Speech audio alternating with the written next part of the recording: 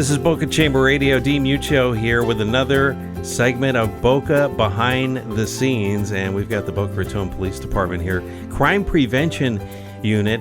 And Officer Gwen Freiters is in the studio with us. Hi, Gwen. Hi, thank you for having me. Sure. Thanks for coming in. We want to kind of talk about back to school and back to school safety. What are some of the challenges that the police department faces when school is back in session? I'm sure traffic's got to be one of them. Traffic is definitely one of them. I mean, listen, we all get a little case of the summer blues when we all have to go back to school, right? And it's a transition for not only the students, but the parents as well. And we have to look at getting back into following the speed laws. Traffic is a big thing. We've got kids on bicycles, walking, and all the kids that are shuttled to and from school with their parents. So just traffic safety-wise, we're looking for a few things. We want to make sure that people aren't speeding through our school zones. Most school zones are 15 to 20 miles per hour. Sure. And anytime those lights are flashing or you see a sign indicating a school zone, you've got to follow that slow speed.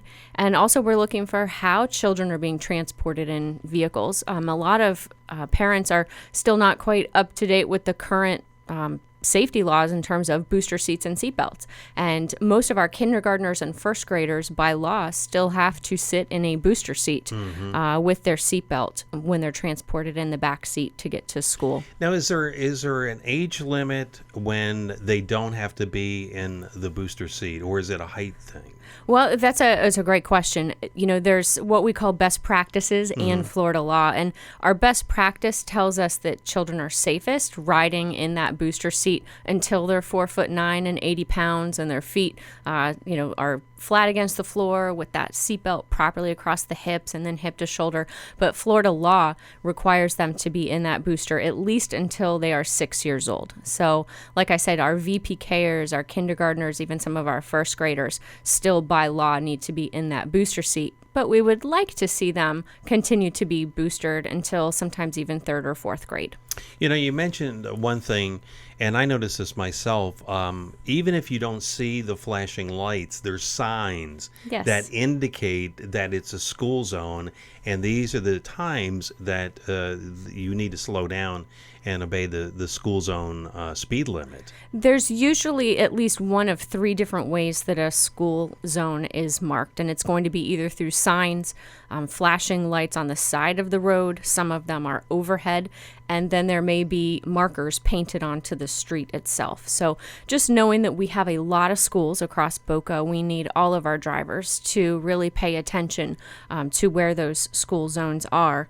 And hopefully they will stay off their cell phones as well, because texting and driving is a big thing, as well as our schools usually enforce no cell phone zones in car line on school property.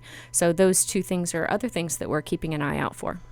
All right, so we get the kids to school. Talk about some general safety on campus. Well, on campus, we have to have conversations with our children now before they get back to school. We want to ease them back into feeling comfortable returning to the classroom, because if our children don't feel safe, they're not going to learn well. So parents, we're counting on you to have those discussions with your children early before the first day about knowing what rules and expectations there are for their behavior, as well as weapons policies, and as well what to do if they see something suspicious. And probably the most difficult thing of all is just to talk with your children about what to do if something happens. But this is information that best comes from mom and dad.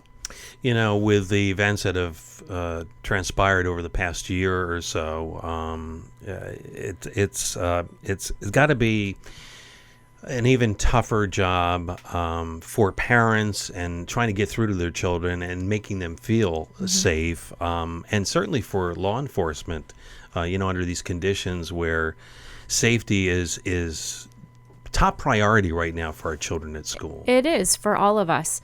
There is a new app called Palm Beach County Student Protect, and we encourage all of our parents to download it. And if their high schoolers are carrying cell phones with them to school, as many of them are, that app is available, and you will just input whatever school is pertinent to your family, as long as it's a public school. And that app gives our kids the ability to contact 911 in real time and report incidents. And they also have the ability to report bullying behavior or suspicious activity or threats. And also, if the parents download that app, if their school goes on a code red lockdown, they are notified immediately through that app. So it's a really valuable tool.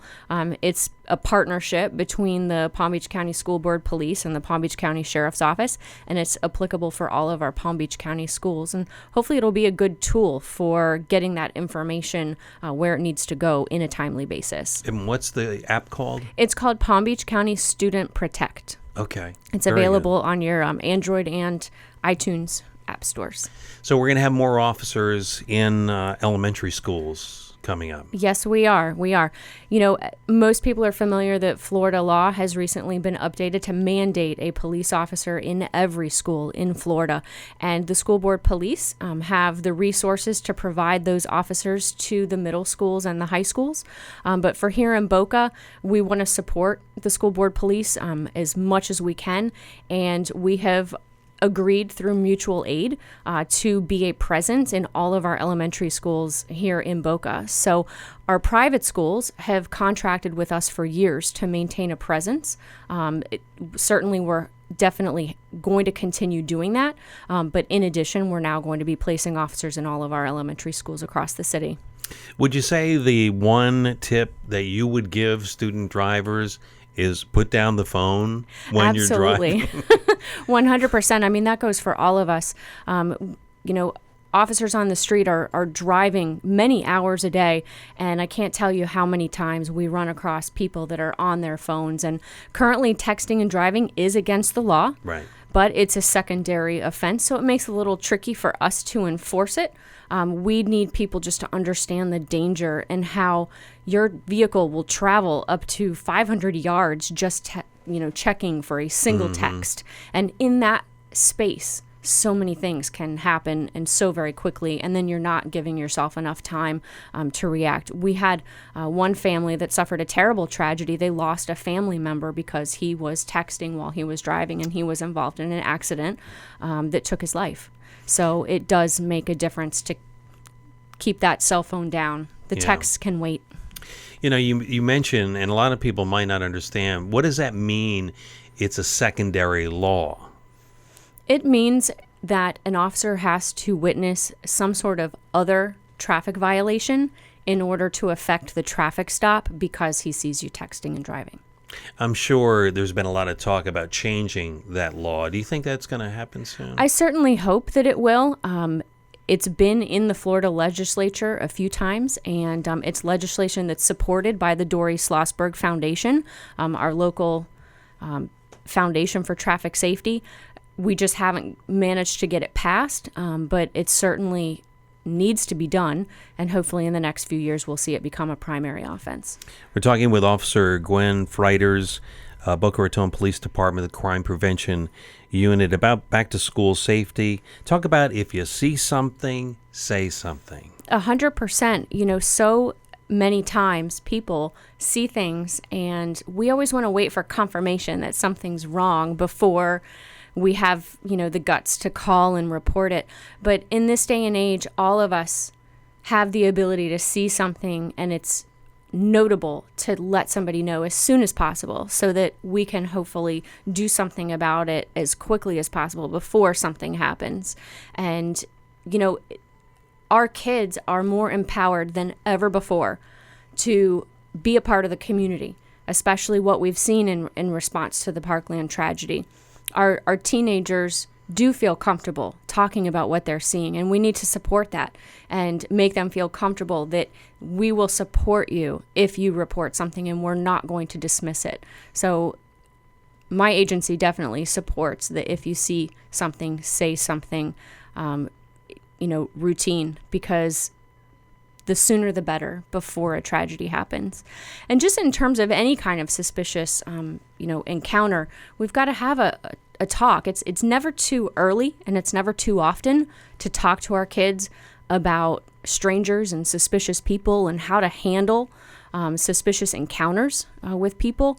We had an incident, recently with a child being approached by somebody, and she had been spoken to by her parents and had gone over some self-defense tactics, and she felt comfortable saying no to that person and leaving. And it ended as well as could be expected, and everyone was really proud of how she handled, the situation. So like I said, you can never talk about these things too often with your kids. They need those reminders that a stranger is anybody you don't know, and you don't have to speak to someone you don't know. Go, talk to someone that you do know. I always tell the little ones, check first. It never hurts just to check first with mom and dad before, going somewhere, taking help. Strangers use every trick in the book to try and trick kids. They offer candy, dogs, I need help. They know what is going to get to that kid and make them vulnerable to lure them.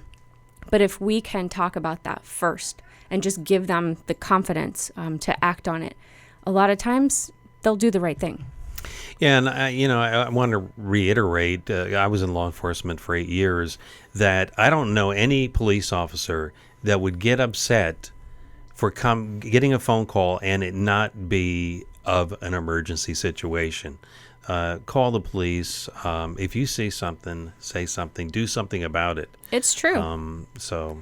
Well, it's great to meet you. Thank you. We've got this special Boca Behind the Scenes where we're talking with a lot of the city employees and getting to know them. And certainly the police department is something special in my heart. So you guys do an awesome job. I don't know how you guys do it in this day and age, but congratulations and thanks for everything you do. Thank you so much. We really appreciate the support. This is Boca Behind the Scenes. More to come here on Boca Chamber Radio.